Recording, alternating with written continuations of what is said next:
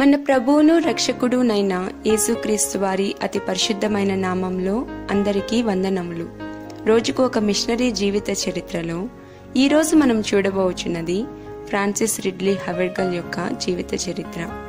జననం 14/12/1836, మరణం 3/6/1879, స్వస్థలం ఇంగ్లాండ్ దేశంలోని ఆస్లీ, దర్శన స్థలము ఇంగ్లాండు.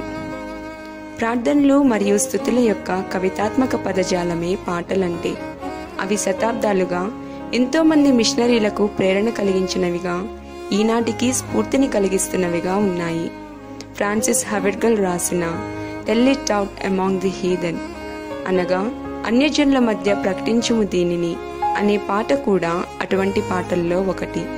ఈ పాట మిషనరీ సేవ కొరకే సమర్పించుకునేలాగున అనేక మంది విశ్వాసులను ప్రేరేపించినదిగా ఉంది. ఫ్రాన్సిస్ రిడ్లీ హవెర్గల్ ఒక ఆంగ్ల కవి మరియు పాటలు రాసేవారు. ఆమె ఇంగ్లాండ్లోని ఆస్లీలో ఒక క్రైస్తవ సంఘాధికారికి జన్మించారు. ఆమె తండ్రి కూడా ఒక గొప్ప సంగీతకారుడు. ఇంగ్లాండు మరియు జర్మనీలో చదివిన ఫ్రాన్సిస్ అక్కడ అనేక ఆధునిక భాషల్లో ప్రావీణ్యం సంపాదించారు. 13 ఏళ్ల వయసులో ఆమె తన జీవితాన్ని క్రీస్తుకు సమర్పించుకుని దేవుని పట్ల ఎంతో ఆసక్తి కలిగిన క్రైస్తవ జీవితాన్ని జీవించారు. చక్కని స్వరముతోనూ పియానో వాయించగలిగిన ప్రతిభతోనూ ఆమె ఆశీర్వదించబడ్డారు. ఆమె తాను కలిగి ఉన్న తలాంతులను ఆయన సేవ కొరకు వాడుటకై ప్రభువు నుండి తీసుకున్న రుణాలుగా భావించారు. ఆమెకు 7 సంవత్సరాల వయసు ఉన్నప్పుడే హవెర్గల్ స్తుతి స్తోత్రములతో కూడిన పంక్తులను రాయటం ప్రారంభించారు. ఆమె వ్రాసిన ప్రతి కీర్తన కూడా ఆమె యొక్క వ్యక్తిగత అనుభవాన్ని కలిగి ఉంది. క్రీస్తుని ఎరుగని వారిని గురించిన లోతైన ఆత్మభారమును ఆమె కలిగి ఉన్నారు. ఒకసారి ఆమె ఒక కుటుంబాన్ని దర్శించినప్పుడు అక్కడ ఉన్న కొంతమంది క్రైస్తవేతరులు హృదయానందం లేనివారుగా కనిపించారు.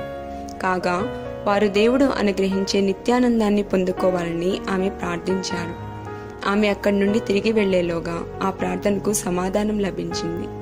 అక్కడ గడిపిన చివరి రోజు రాత్రి ఆమె ఆనందభరితురాలై take my life and let it be, తెలుగులో నాదు ప్రాణము ప్రభో నేను నీకు అర్పింతును అని అనువదించబడిన ఒక ప్రసిద్ధ కీర్తనను రాశారు. ఆమె ప్రార్థన చేయకుండా ఏనాడు తన పాటల్లో ఒక పంక్తిని కూడా రాయలేదు.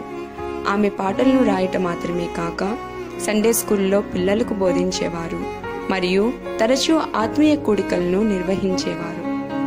తనను సంపూర్తిగా క్రీస్తుకు సమర్పించుకున్న ఫ్రాన్సిస్ హవెర్గల్ వ్యక్తిగత సేవ ద్వారా మరియు తన రచనల ద్వారా సత్యాన్ని చాటి చెప్పుటకు తన జీవితాన్ని అంకితం చేశారు. గోల్డెన్ హార్ప్స్ ఆర్ సౌండింగ్ అనగా సువర్ణ సితారలు మ్రోగుచుండే. I gave my life for the, నీకై నా ప్రాణం ఇచ్చితిన్. Jesus master whose I am, ప్రభు యేసు వాడను నేను. లార్డ్ స్పీక్ టు మీ, ప్రభువా నాతో మాట్లాడము. మరియు తెలుగులో నాదా సమూయేలు రీతి నీ ఆమోద శబ్దము అని అనువదించబడిన మాస్టర్ స్పీక్ దై సర్వెంట్ హియరెత్ మొదలగు పాటలు ప్రసిద్ధి చెందిన ఫ్రాన్సిస్ యొక్క పాటల్లో కొన్ని. అవి ఈనాటికి కూడా ప్రజల హృదయాలను కదిలించేవిగా ఉన్నాయి. ప్రియమైన వారలారా, మీరు పాడే పాటలు ఇతరులను క్రీస్తు వైపుకు నడిపించేవిగా ఉన్నాయా? ప్రభువా, ఇతరుల జీవితాలకు ఆశీర్వాదకరముగా ఉండే పాటలను పాడుటకు నాకు కృపను అనుగ్రహించుము. ఆమేన్.